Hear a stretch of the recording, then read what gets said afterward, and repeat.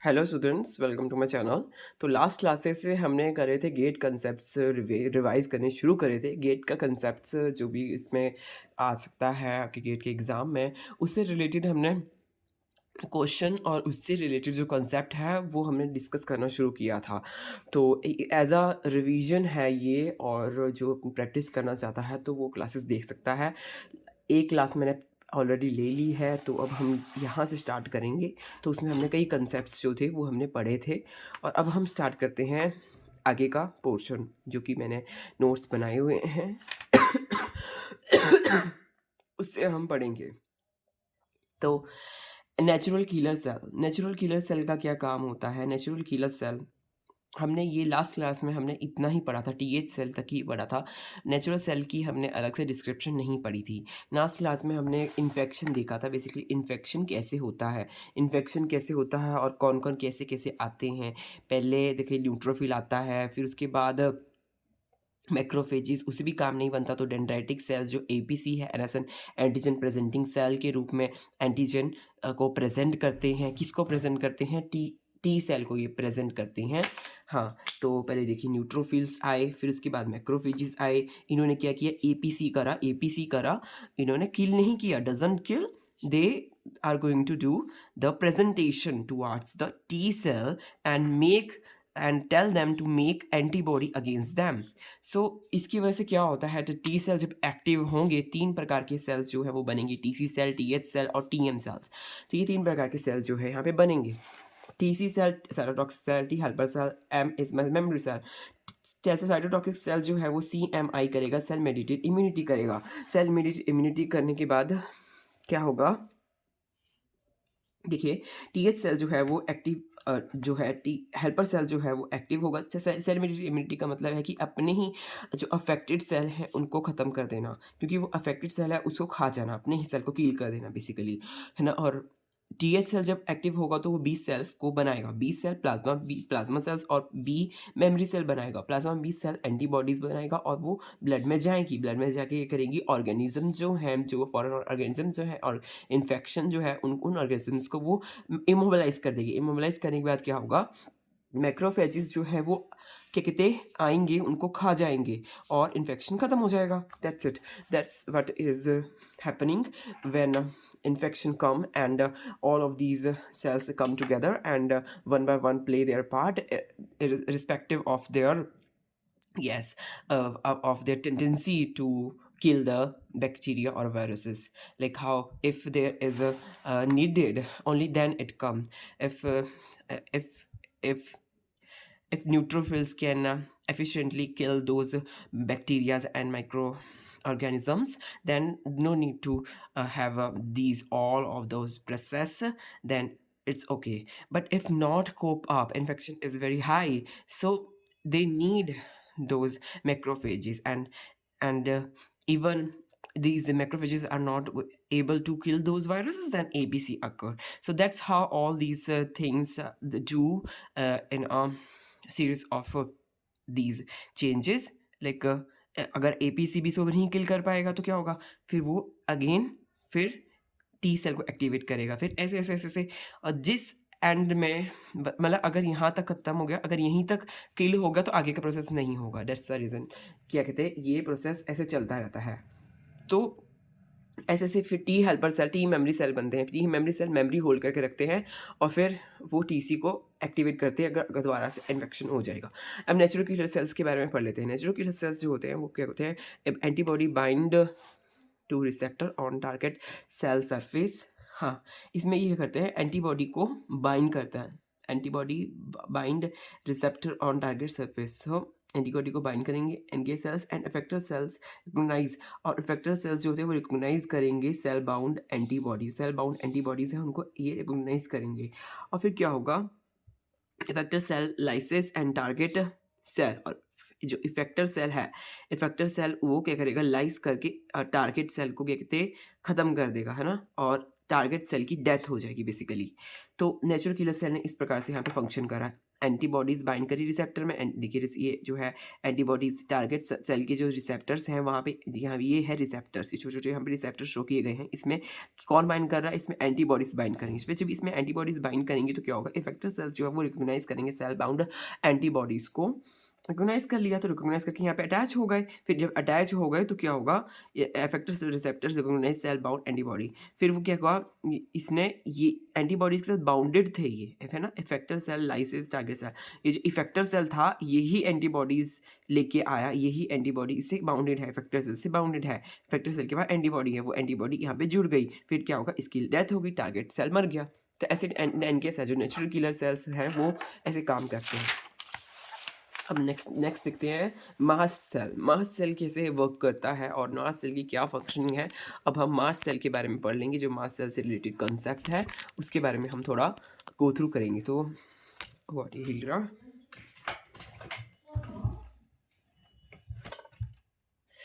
हिल जाता है, क्या करें। अब बेसिकली हाँ, तो अब पढ़ लेते हैं थोड़ा।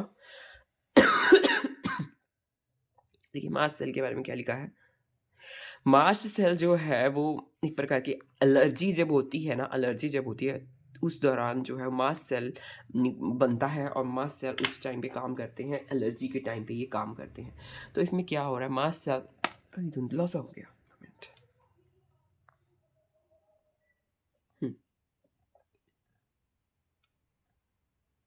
अब अच्छे से दिख रहा होगा। आई थिंक थोड़ा धुंधला हो जाता है। Yes, now it's fine.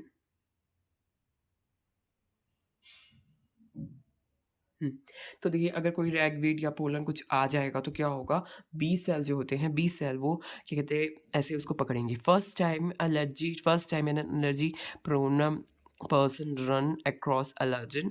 जैसे कोई एलर्जी प्रोन पर्सन है, उसको एलर्जी होती है ना, तो वो क्या कहते हैं आया। वो कहाँ आया? एलर्जी प्रोन पर्सन कहाँ आया? एलर्जन के पास आया, जिससे एलर्जन हो सकती है, कोई भी एलर्जन हो सकता है, जैसे रैगवीड हो सकता है, फिर पोलन हो सकता है, कुछ भी हो सकता है। तो ये यहाँ पे आया तो उसकी प्लाज्मा सेल्स ने क्या किया? एंटीबॉडीज़ को बनाना शुरू कर दिया। और एंटीबॉडी उस टाइम पे जो बनती है उसको बोलते हैं आईजीई। आईजीई बनती है, मेक्स एंटीबॉडी लार्ज अमाउंट, है ना। तो एंटीबॉडीज़ बनानी शुरू करेंगे, आईजीई एंटीबॉडीज़ वहाँ बनानी शुरू करेगा जो क्या कहते हैं पर्सन। तो these IgE molecule attach themselves to mast cell. जो आईजी है वो मास्ट सेल को के साथ क्या कहते हैं जुड़ जाएंगे, मास्ट सेल के साथ जुड़ जाएंगे। मास्ट सेल है आईजीई, इसके से ये एंटीबॉडीज़ जो है आईजीई है, आईजीई इसके साथ मास्ट सेल के साथ जुड़ गई। फिर क्या हुआ? सेकंड टाइम जब वही क्या कहते हैं एलर्जी हो दोबारा से आई, रेगुएट का पोलन आया, तो क्या हुआ? आईजीई जो है वो prime most of the cell release granules and chemical mediator such as. तो आईजीई जो प्राइम्ड है मास्ट सेल के साथ, ये आईजीई इसमें से पहले ही लगा हुआ है। एक बार एनकाउंटर में तो आईजीई मास्ट सेल में जुड़ जाएगा, फिर दोबारा से जब अगर वही पोलन वहाँ पे कुछ करने आएगा, दिक्कत करने आएगा, तो वो उसके पास पहले से ही इंफॉर्मेशन प्रेजेंट होगी और वो केमिकल मीडिएटर्स जो हैं फिर वो रिलीज़ करनी शुरू कर देगा। जैसे कि कैसे कैसे केमिकल मीडिएटर्स, जो कि है हिस्टामिन, साइटोकाइन, ये सब वो एनवायरनमेंट में देखना छोड़ना शुरू कर देगा। और हिस्टामिन और साइटोकाइन जब निकलेंगे, है ना, तो क्या होगा? सिम्टम्स देखने को मिलेंगे। सिम्टम्स, इसलिए तो एलर्जी होती है तो सिम्टम्स देखने को मिलता है। सिम्टम्स में जो एलर्जी वाले सिम्टम्स होंगे वो केमिकल्स क्या करेंगे? वो कॉज करेंगे कि कैरेक्टरिस्टिक्स डिफरेंट प्रकार के जो एलर्जी से रिलेटेड सिम्टम्स है वो शो करेंगे, एलर्जी से रिलेटेड सिम्टम्स। तो ऐसे पूरा काम होता है। और इससे रिलेटेड जो क्वेश्चन आया था, ये लास्ट क्लास में हमने पूरा कंसेप्ट जो पढ़ा था ना, और वो अच्छे से डिटेल में पढ़ा हुआ है। अगर हमने लास्ट क्लास नहीं देखी तो आप लास्ट क्लास देख सकते हैं। तो देखिए बी सेल का क्या है? बी सेल जो है एंटीबॉडी प्रोडक्शन करता है। ये मैच द फॉलोइंग क्वेश्चन में आए हुए हैं ये क्वेश्चन। न्यूट्रोफिल क्या करता है? Neutrophil cell first cell to be recruited at the site of infection. Neutrophil सबसे पहले न्यूट्रोफिल आया साइट ऑफ इन्फेक्शन में। कौन आया? न्यूट्रोफिल। या फिर एनके सेल क्या है? एंटीबॉडी डिपेंडेंट साइटोटॉक्सिसिटी करते हैं, एंटीबॉडी से डिपेंडेंट हैं, एंटीबॉडी के बिना काम नहीं करते। साइटोटॉक्सिस एंटीबॉडी डिपेंडेंट वे में करते हैं। और मास्ट सेल यहाँ पे क्या करते थे? हिस्टामिन को रिलीज़ करते थे। तो ऐसे आप इसको लर्न कर सकते हैं easily. B cell antibody production करता है, ये जो कि हमने पूरा पढ़ा अभी हमें, अभी भी हमने देखा जल्दी, और लास्ट क्लास में हमने पूरा डिटेल में पढ़ा था इस बात को।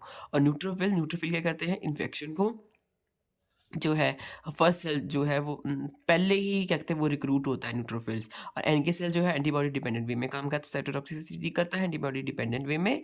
इफेक्टर वाला जो एग्जांपल देखा था। और मास्ट सेल जो है वो हिस्टामिन की प्रोडक्शन करता है। अब हम नेक्स्ट कंसेप्ट देखते हैं, एक्शन पोटेंशियल का कंसेप्ट यहाँ पर मैंने ड्रॉ किया हुआ है, एक्शन पोटेंशियल भी ड्रॉ किया हुआ है। उससे रिलेटेड क्वेश्चन जो आया था वो पूरा मैंने यहाँ पे नोट डाउन किया हुआ है। उससे रिलेटेड जो एक्शन पोटेंशियल से रिलेटेड जो कंसेप्ट्स है उसके बारे में हम थोड़ा पढ़ लेते हैं। एक्शन पोटेंशियल कैसे होता है, पोलराइजेशन होती है वैसे तो पहले। पोलराइज मेम्ब्रेन का मतलब क्या है, पोलैरिटी है उसमें, है ना, मतलब कि पॉजिटिव है और एक साइड नेगेटिव है। इट डजंट मीन कि ये पॉजिटिव होती है साइड, ये कंपैरेटिवली है, ऑन कंपैरिजन, रिलेटिवली, है ना। रिलेटिवली जो आउटसाइड है वो पॉजिटिव है और अंदर की साइड जो है वो नेगेटिव है।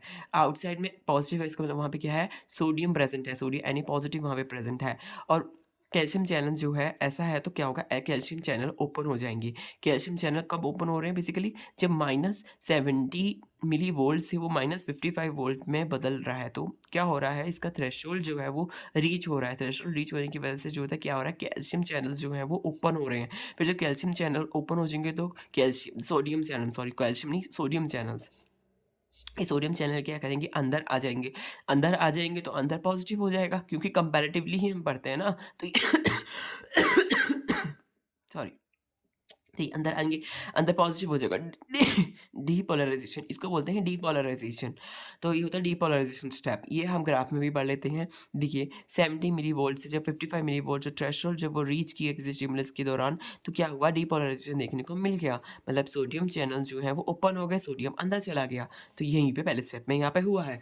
फिर उसके बाद पोटेशियम चैनल जब ओपन होंगे तो क्या होगा, तो उसको बोलते हैं रीपोलराइजेशन। पोटेशियम चैनल ओपन होंगे तो क्या होगा, पोटेशियम जो होगा वो बाहर चला जाएगा, पोटेशियम बाहर चला जाएगा। तो देखिए यहाँ पे यही हो रहा है, रिपोलराइजेशन हो रहा है। ठीक है, मतलब पोटेशियम चैनल ओपन हो गया, पोटेशियम चैनल बाहर चला गया, पोटेशियम चैनल आउट।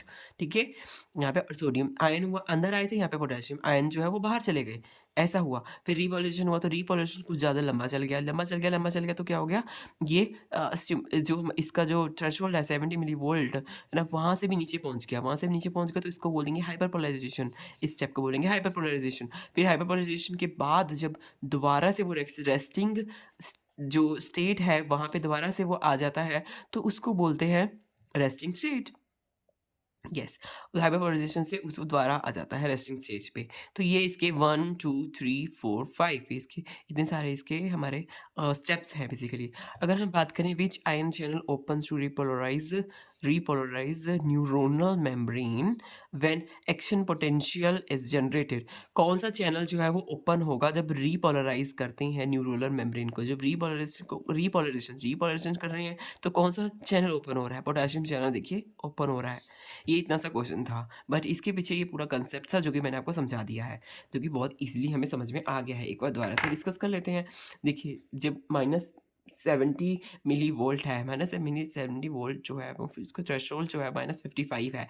ये जब -55 जब इसका रीच हो जाएगा किसी स्टिमुलस की वजह से, तो क्या होगा, ये डीपोलराइजेशन इसमें देखने को मिल जाएगा। डीपोलराइजेशन का मतलब यही है कि सोडियम चैनल ओपन हो गए हैं, सोडियम चैनल ओपन हो गए तो सोडियम जो है वो अंदर आ गया है, सोडियम पहले बाहर था, है ना, और पोलराइज मेम्ब्रेन थी सोडियम की वजह से, तो फिर जो अंदर आ गया डीपोलराइजेशन हुई। क्या हुआ, फिर ये ऐसे एक्साइड होकर ऊपर चला गया, फिर रीपोलराइजेशन हुई। रीपोलराइजेशन से क्या हुआ, जो सोडियम पोटाशियम चैनल्स हैं वो ओपन हो गए और पोटेशियम चैनल रीपोलराइजेशन हो गई। और फिर जब थ्रेशोल्ड से नीचे चला गया तो हाइपरपोलराइजेशन हो गई, कि भाई इतना ज़्यादा नेगेटिव हो गया, -70 मिली वोल्ट से भी नेगेटिव हो गया तो हाइपरपोलराइजेशन हो गया, है ना, मोर नेगेटिव, बहुत ज़्यादा नेगेटिव। तो ऐसे देखिए फिर उसके बाद अपने स्टेबल स्टेज में आ गया, उसको बोलते हैं रेस्टिंग स्टेज। तो ये था कंसेप्ट एक्शन पोटेंशियल का। अब हम नेक्स्ट कंसेप्ट में चलते हैं, देखते हैं नेक्स्ट कंसेप्ट कौन सा है। नेक्स्ट कंसेप्ट एक टेक्निक है जिसका नाम है रिया टेक्निक के बारे में हम अच्छे से पढ़ लेंगे। रिया टेक्निक में क्या है, रिया टेक्निक की जो वर्किंग है पहले वो देख लेते हैं। इसमें कोट वेल्स और mix specific antibodies known as radio label antigen antigen antibody complex, antigen antigen antibody complex ऐसे रेडियो लेबल एंटीजन होता है, एंटीजन एंटीबॉडी कॉम्प्लेक्स बनता है। कोडिफायर मिक्स करेंगे स्पेसिफिक एंटीबॉडीज़ को, तो क्या होगा, रिया एक प्रकार की टेक्नीक है बेसिकली। देखिए उसमें क्या होता है, एंटीबॉडी को यूज़ किया जाता है, बेसिकली उसमें डिटेक्ट किया जाता है कि कितने एंटीजन्स जो हैं वो क्या कहते हैं रेडियो लेबल्ड हैं और कितने एंटीजन जो है रेडियो लेबल्ड नहीं है। तो उसके कंपैरिजन से हमें पता चलता है कि कितना इन्फेक्शन है कितना नहीं है। तो इसलिए वो रेडियो लेबल एंटीजन्स को कंपैरिजन की बेसिस पे हम पता लगाते हैं कि क्या प्रोसेस चल रहा है और क्या बीमारी है कि नहीं। तो वो हम रेडियो लेबल के जरिए पता लगाते हैं और उसके बारे में अभी हम पूरा पढ़ेंगे। सो डोंट बी वरीड कि कैसे होता है, पूरा भी हम देख लेंगे उसके बारे में। तो थोड़े से ही उसमें हम जल्दी से उसका पढ़ लेते हैं, ठीक है। तो देखिए क्या हुआ, एंटीबॉडी जो है वो देखिए एंटीबॉडी बाइंडिंग साइट्स हैं इसमें एंटीबॉडी में, हाँ ये तो बस ऐसे लिखा हुआ है। इसको क्या किया गया, रेडियो लेबल एंटीजन जो है radio active antigen bound antibodies prepared, जो रेडियो एक्टिव से बाउंड एंटीबॉडीज़ हैं वो डाली गई इसके अंदर स्टेप 1 में। तो यहाँ पे देखा लिखा भी है कि coat wells and mix specific antibodies non radio label antigen, non radio label antigen के साथ स्पेसिफिक एंटीबॉडीज डाली गई जो कि एंटीबॉडी एंटीजन कॉम्प्लेक्स बन गया। तो एंटीजन एंटीबॉडी कॉम्प्लेक्स इसके अंदर डाला गया। नॉन क्या है, नॉन रेडियो लेबल एंटीजन, वो एंटीजन पेशेंट का ब्लड सैंपल हो सकता है क्योंकि वो नोन है, उसके बारे में पता है, उसके बारे में फिर उसके बारे में और वो रेडियो लेबल्ड है। एंटीजन वो रेडियो लेबल है, एक है रेडियो लेबल एंटीजन और एक तो रेडियो लेबल एंटीजन है और एक है जो है रेडियो लेबल, आई थिंक यहाँ पे एंटीबॉडी आएगा, radio label antibody, no antigen ही है ये। हाँ तो ये जो है अनलेबल्ड और अनलेबल्ड ऐसे डाला गया है इसके अंदर, है ना। तो जो एंटीबॉडी है वही उसके साथ जब बाइंड करके तभी वो रेडियो एक्टिव होगा। जो radio activity labelled antibody displayed, जो radio active patient unlabelled antigen, कुछ में क्या हुआ, कुछ में क्या हुआ, रेडियो लेबल्ड आया और कुछ में पेशेंट जो है अनलेबल्ड आया, है ना। और जो अनबाउंड एंटीजन्स थे वो सेपरेट किए गए, अनबाउंड एंटीजन जो है वो सेपरेट किए गए और रेडियो एक्टिव एंटीजन जो बाउंड टू एंटीबॉडी मेजर, और रेडियो एक्टिव एंटीजन जो है वो कि कौन सी एंटीबॉडी के साथ बाउंड किया है उसको मेजर किया गया। जो रेडियो लेबल्ड वाले हैं देखिए उनको अलग कर दिया गया, अनबाउंड सेपरेट है, ये अनबाउंड वाले जो है ये सेपरेटेड किए गए और जिसमें ऐसे लगा हुआ है ये है रेडियो लेबल एंटीजन। तो यहाँ पे पहले क्या किया गया, radio active antigen bound and antibody prepared, radio active antigen और एंटीबॉडी दोनों को प्रिपेयर किया गया। रेडियो एक्टिविटी लेबल्ड एंटीजन इसमें डाला गया, रेडियो एक्टिव एंटीजन डाला गया, फिर अनलेबल्ड डाला गया, अनलेबल्ड भी डाला गया। फिर उससे पता चला कि रेडियो एक्टिव वाले एंटीजन जो है ना, रेडियो एक्टिविटी वाला है वो किससे जाके बाइंड करेगा, फिर किससे जाके बाइंड करेगा। फिर जो ये एंटीबॉडीज़ डाली हुई हैं, रेडियो एक्टिव एंटीबॉडीज़ डाली हैं वो उस एंटीजन से बाइंड करेगी जो क्या कहते हैं पहले ही रेडियो एक्टिव एंटीजन है। तो रेडियो एक्टिव एंटीबॉडी और रेडियो एक्टिव एंटीजन है वो आपस में बाइंड कर जाएंगे। फिर जब वो बाइंड कर जाएंगे जो अनलेबल्ड वाले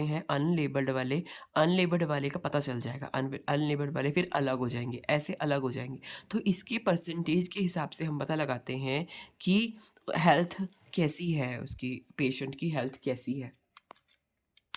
इसलिए हम रिया जो टेक्निक है उसको करते हैं। मान लीजिए 100% में से जो 30% है वहाँ पे उतने में रेडियो एक्टिविटी देखने को मिली है और 70% antigen removed by patients antibody. हाँ तो जो पेशेंट की जो एंटीबॉडीज थी उसने रेडियो एक्टिव जो है रेडियो एक्टिविटी कितने को देखने को मिली है, जो तो इन्फेक्टेड वाले थे वो तो रेडियो एक्टिव हो गए, जो हाँ इन्फेक्टेड वाले एंटीजन थे वो रेडियो एक्टिव हो गए, है ना, रेडियो एक्टिव हो गए जो, और जो 70% antigen remove by patients antibody, जो पेशेंट की एंटीबॉडी से 70% निकले वो अलग हो गए। इसका मतलब पेशेंट ने 70% जो एंटीजन्स थे उनको ख़त्म कर दिया, पेशेंट की बॉडी ने कर दिया। इसका मतलब उसकी हेल्थ गुड है ना? उसको ज़्यादा एंटीबॉडीज़ की ज़रूरत नहीं है क्योंकि उसके ब्लड में एंटीबॉडीज़ हैं। पर अगर ऐसा हो गया कि 95% जो है रेडियो एक्टिविटी देखने को मिली, इसका मतलब उसमें ज़्यादा इन्फेक्शन है पर्सन में, है ना? तो और सिर्फ 5% जो कहते हैं पेशेंट की जो ब्लड के जो एंटीबॉडीज़ हैं वो काम कर रही हैं, इसका मतलब ये है। तो मतलब 95% रेडियो एक्टिविटी है, इसका मतलब कि इतना उसमें ज़्यादा इन्फेक्शन उसमें प्रेज़ेंट है कि भई वो हमें रेडियो एक्टिविटी से अ, हमें मिला, है ना? उसमें वो जुड़ा। तो उसको ख़त्म बेसिकली जो ये रेडियो एक्टिव वाला जो है, एंटीजन है, ये बीमार वाला भी जो है वो दर्शाता है। और जो ये जो है अनबाउंड है, अनबाउंड सेपरेटेड रेडियो अनबाउंड वाले हैं, अनबाउंड का मतलब वो उसमें रेडियो एक्टिविटी नहीं है, इसका मतलब वो एंटीजेन्स जो हैं वो उसको ख़त्म कर दिया गया एंटीबॉडीज़ के द्वारा। तो ऐसे यहाँ पे देखने को मिलता है, उस हिसाब से हमें पता चलता है कि परसेंटेज के हिसाब से कि कितने परसेंटेज जो है, बस एक प्रकार से ये बता रहा हूँ कि कितने परसेंटेज जो है वो बीमारी है कि नहीं। एक बार हम पढ़ भी लेते हैं यहाँ पे जो लिखा हुआ है ना, फिर हमें ज़्यादा अच्छे समझ में आएगा। Add sample containing unlabelled antigen, it competes with displacing proportional. हाँ, फिर क्या किया, पहले तो एंटीजन एंटीबॉडी कॉम्प्लेक्स को डाला गया, फिर सैंपल डाला गया, सैंपल में अनलेबल्ड एंटीजन को डाला गया। सैंपल में क्या था, अनलेबल्ड एंटीजन था। अनलेबल्ड एंटीजन जो था तो वो क्या करता है, compete करता है, displacing proportional radio active antigens into. हाँ, तो अनलेबल्ड वाला displacing proportional radio active antigens into solution. तो अनलेबल्ड वाला डाला गया और वो लेबल्ड वाले से जो है रेडियो एक्टिव वाले से, लेबल्ड वाला मतलब रेडियो एक्टिव वाला, रेडियो लेबल्ड वाले से compete करता है ना? फिर उनको सेपरेट किया गया। तो compete कर रहे हैं मतलब कि वो उससे बाइंड करने में compete कर रहे हैं। खाली खाली जो एंटीजन है और रेडियो एक्टिव वाला जो एंटीजन है वो एंटीबॉडी से बाउंड करने में क्या कहते हैं वो हो रहे हैं, compete कर रहे हैं। फिर जो बाउंड हो जाएँगे वो तो बाउंड हो गए, है ना? जितने ज़्यादा बाउंड हो रहे हैं इसका मतलब ये है कि उतना उसका पेशेंट का जो है काम उतना उसके अंदर इन्फेक्शन है। जितने ज़्यादा उससे बाउंड हो रहे हैं, जितने ज़्यादा एंटीजन से बाउंड हो रहे हैं, जितने ज़्यादा रेडियो एक्टिव जो एंटीजन है वो एंटीबॉडी से बाउंड हो रहे हैं, इसका मतलब उसके अंदर अच्छी खासी वो है, क्या कहते हैं, एंटीबॉडीज़ के अंदर है, पेशेंट के अंदर एंटीबॉडीज़ है। अगर कम बाउंड हो रहे हैं इसका मतलब उसके अंदर कम एंटीबॉडीज़ हैं। तो ऐसे ये थोड़ा वो होता है, ठीक है? फिर उनको सेपरेट किया गया तो क्या हुआ? सेपरेट किया गया तो फ्रॉम फ्री लेबल एंड क्या लिखा, वॉशिंग किया गया, फिर प्रेसिपिटेशन किया गया सेकेंडरी एंटीबॉडीज़ का, एंड तो उनको सेपरेट किया गया। फिर क्या किया गया, उनमें रेडियो एक्टिविटी को मेज़र किया गया। जैसे, है ना, using gamma counter and plot. कई प्रकार के मेथड्स होते हैं रेडियो एक्टिविटी को, जैसे गामा काउंटर और प्लॉट अगेंस्ट स्टैंडर्ड क्वांटिफिकेशन। तो ऐसे से उनको देखा गया, फिर पता चला कि कितने अनबाउंड है, कितने बाउंडेड हैं। अनबाउंडेड है तो फिर कंक्लूजन फिर ऐसे परसेंटेज के हिसाब से देखने को मिलती है। ये देखिए परसेंटेज, जैसे मैंने यहाँ लिखा हुआ, अगर 100% है, 100% में से 30% जो है वो रेडियो लेबल्ड वाले ज्वाइन कर गए। इसका मतलब कि 70% एंटीजन जो है वो ज्वाइन नहीं कर पाए, इसका मतलब वो रिमूव कर दिए गए। किससे? पेशेंट के जो एंटीबॉडीज थी उसने वो ख़त्म कर दिए एंटीजन्स। तो इसका मतलब उसकी हेल्थ गुड है, ज़्यादा उसको बीमारी नहीं है। वहीं 95% अगर क्या कहते हैं रेडियो एक्टिव है, एंटीजन रेडियो एक्टिव एंटीजन्स उसे बाइंड कर गए, तो इसका मतलब और 5% ही जो है एंटीजन रिमूव होगा, इसका मतलब उसकी हेल्थ अच्छी नहीं है पेशेंट की। तो इस हिसाब से डॉक्टर जो है वो एक प्रकार से कंक्लूजन निकालते हैं, ज़्यादा इसकी वो कंफ्यूज हो जाओगे आप, ठीक है। अब हम बढ़ते हैं नेक्स्ट। नेक्स्ट नहीं, ये पूरा इसमें एमएसक्यू क्वेश्चन आया था बेसिकली। तो हाँ आई थिंक, हाँ तो उसी इसी नहीं नहीं रिया में आया था एमएसक्यू, लेट मी सी। नहीं नहीं रिया में नहीं आया था एमएसक्यू। ये दूसरा क्वेश्चन आ गया। अब ये एंटीबॉडीज से रिलेटेड एक दूसरा क्वेश्चन आ गया। तो यहाँ पे एक क्वेश्चन पूछा गया है एमएसक्यू में क्वेश्चन क्या पूछा है, which of the following statement antibodies are about, antibodies के बारे में कौन सी स्टेटमेंट्स जो है वो करेक्ट है। एमएसक्यू का मतलब होता है कि उसमें ऐसा क्वेश्चन पूछते हैं, उसमें दो आंसर होते हैं, मतलब मल्टीपल आंसर होते हैं, 2 या 3। तो अगर सारे के सारे अगर सही होंगे तभी नंबर मिलता है एमएसक्यू में, ऐसा होता है। तो एक पहला ऑप्शन पूछा गया है कि different antibody classes have different effector functions. तो और दूसरा पॉइंट है, अभी आप ये मत देखिए कि टिक मारे हुए हैं ना मैंने, ये मैंने टिक मारे हुए, मैं आपको पूरा एक्सप्लेन करके बताऊंगा कि मैंने इनको टिक क्यों मारा। तो उस हिसाब से आप फिर समझ में आ जाएगा इस क्वेश्चन के बारे में। Each antibody chain consists of amino terminal constant regions and carboxyl terminal variable region. तो each अमाइनो एसिड, क्या हर एक अमाइनो एसिड्स के पास अमाइनो टर्मिनल कांस्टेंट रीजन होता है और कार्बोक्सिल टर्मिनल वेरिएबल रीजन होता है।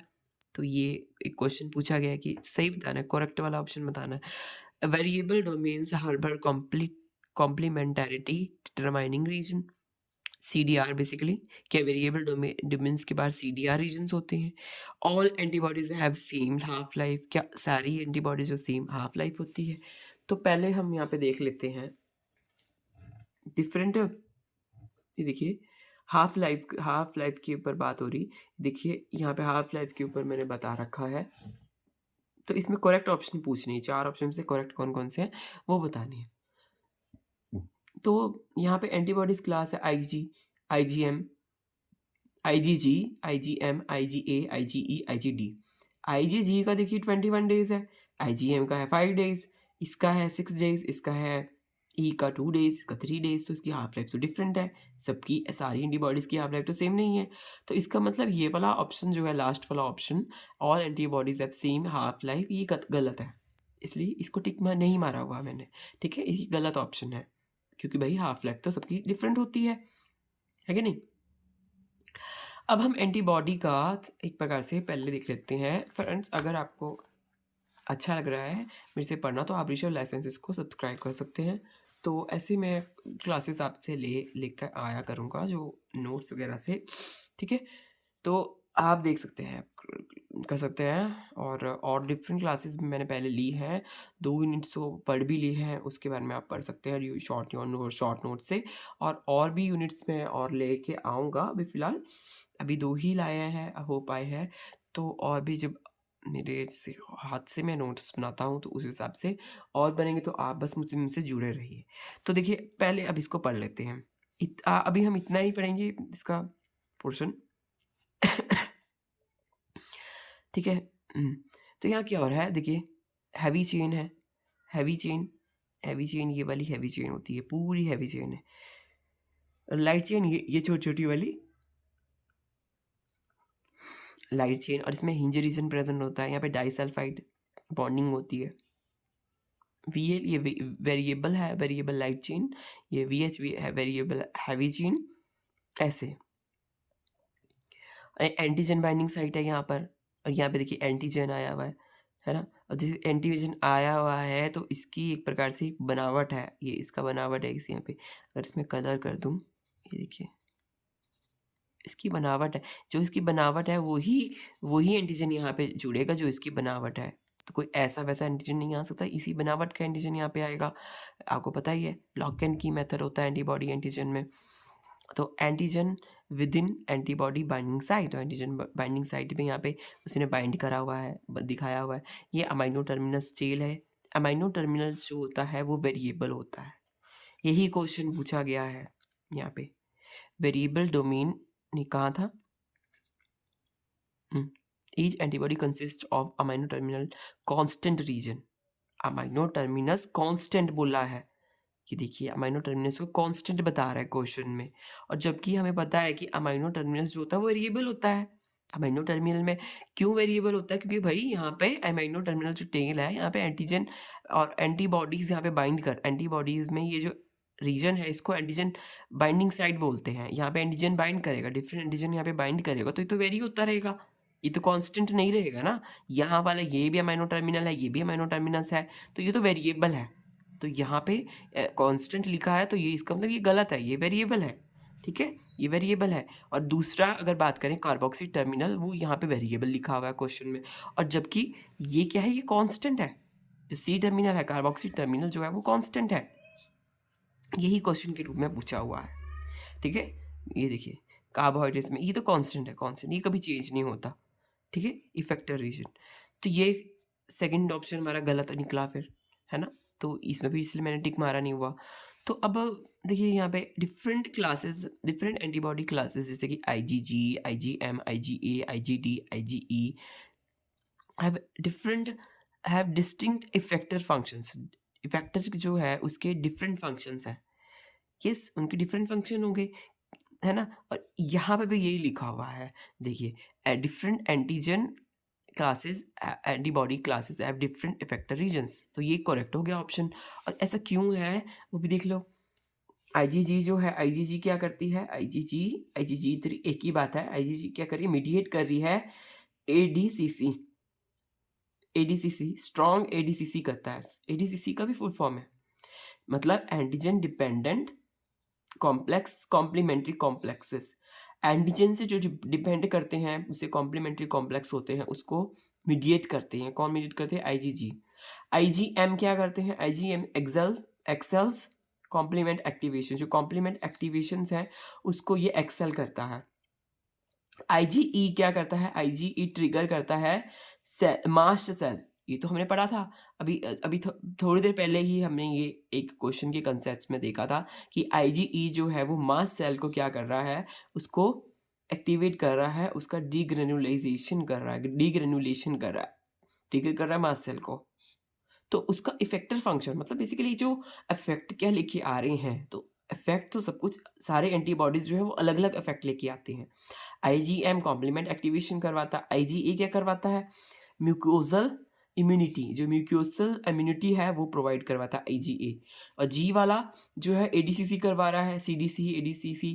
और M वाला कॉम्प्लीमेंट एक्टिवेशन करवा रहा है, E वाला मास्ट सेल डीग्रेनुलेशन करवा रहा है। तो इनके डिफरेंट फंक्शन ये इफेक्ट करवा रहे हैं। तो ऐसे, तो फर्स्ट ऑप्शन इसी वजह से हमने टिक करा हुआ है, क्योंकि different antibodies classes have different effector functions.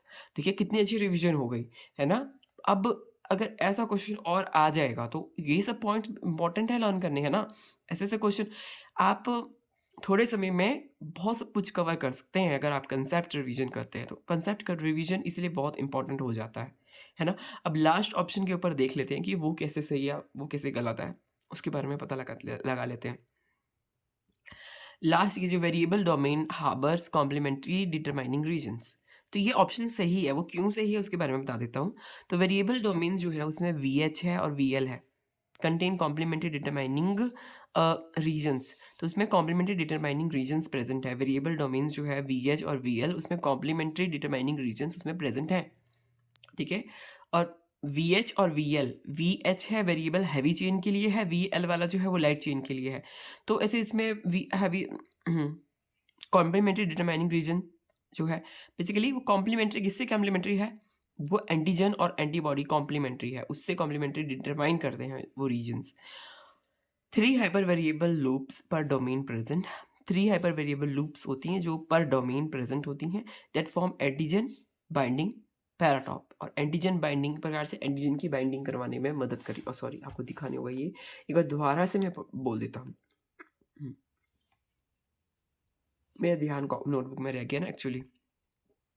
तो वेरिएबल रीजन जो हमने वाला पॉइंट, ये वाला पॉइंट है हमारा, वेरिएबल डोमेन हार्बर्स, थोड़ा वो कर लेते हैं जूम आउट, तो धुंधला ही हो गया, धुंधला सा हो गया, yes now it's fine I think. हाँ, तो variable domain harbours complementary CDR regions. तो देखिए वेरिएबल डोमेन जो है वीएच और वीएबल कॉम्प्लीमेंट्री डिटरमाइनिंग रीजन उसमें प्रेजेंट है। जो वेरिएबल रीजन है मतलब वो चेंज होते रहते हैं और वो कॉम्प्लीमेंट्री एंटीजन से कॉम्प्लीमेंट्री उसके पास सीडीआर प्रेजेंट है। वो एंटीजन के हिसाब से वो डिफरेंट डिफरेंट रूप बना के वो वेरी हो सकते हैं, वेरिएबल है, चेंज हो सकते हैं। फिर हाइपर वेरिएबल लूप्स, हाँ, 3 हाइपर वेरिएबल लूप्स होती हैं इसके पास, मतलब इसे इतनी लूप्स के हिसाब से ये चेंज हो सकता है और अपने आप को जो एंटीजन की बाइंडिंग है, पैराटॉप जो है एक प्रकार से एंटीजन किस प्रकार से बाइंड कर रहा है, वो उसको भी चेंज कर सकता है। तो इस प्रकार से देखिए कंसेप्ट कितनी ईज़िली और ब्यूटीफुली हमने पढ़ लिया और कंसेप्ट को कितने अच्छे से हमने लर्न कर लिया, पूरा रिवाइज़ कर लिया। तो आप अगर ऐसे और क्लासेस चाहते हैं तो आप जुड़े रहिए मेरे चैनल के साथ, ऋषभ लाइफ साइंसेज़ के साथ। और आप बस मुझे सब्सक्राइब कर लीजिए, तो और आपको ऐसे पूरे कंसेप्ट्स के साथ रिवीजन मिल जाएगी। और देखिए कंसेप्ट के साथ रिवीजन जब करते हैं तो हमारी एक प्रकार से तैयारी जो है वो बहुत अच्छी हो जाती है ना? और क्योंकि अब इस कंसेप्ट के ऊपर कोई भी क्वेश्चन आएगा, हम इसको अगर रिवाइज़ कर लेंगे ना 1 से 2 बार, तो हम ये कंसेप्ट्स के याद रह जाएगा हमें ये कंसेप्ट्स। और कंसेप्ट्स जो होते हैं वो रिपीट होते हैं, क्वेश्चन रिपीट नहीं होता, कंसेप्ट रिपीट होता है। तो चलिए आज के लिए इतना ही फ्रेंड्स, है ना? अब देखिए नेक्स्ट क्लास में हम पढ़ेंगे और ठीक है friends, bye bye, have a nice day.